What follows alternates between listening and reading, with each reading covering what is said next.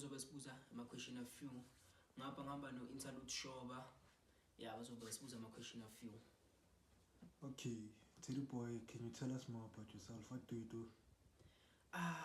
For a living, like I do nails, bafethu. Yeah, I have the salon, I do nails, I do TikTok lives. Yeah, I'm the athlete. Yeah. What about you, Interlude Shoba? Can you tell us a little bit about yourself and what you do?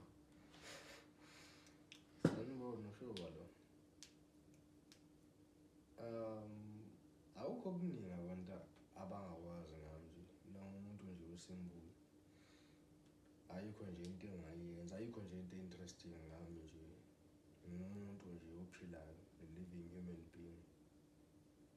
What do you mean about that? How umuntu nje ayikho into engiyenza njengoba umfowethu achaza ukuthi yena wenza amazipho wenza mina nje I'm just a suffering swine nje ngihlelele nje ayikho into engiyenzayo.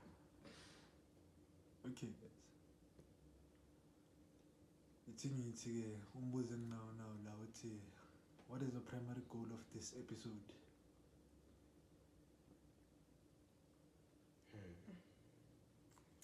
Primary goal.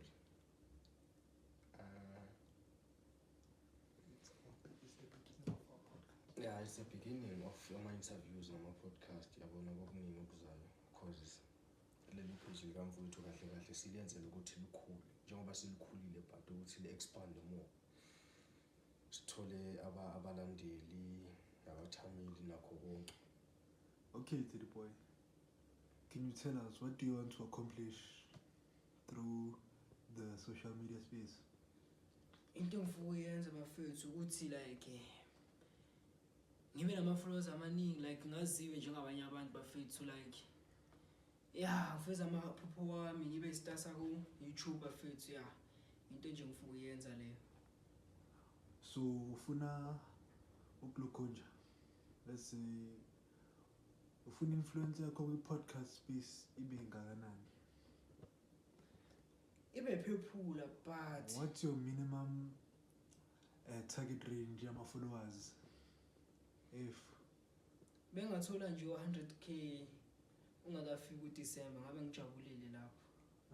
Yeah. Within 5 months. Within 5 months. Ezinjalo nje. Hayi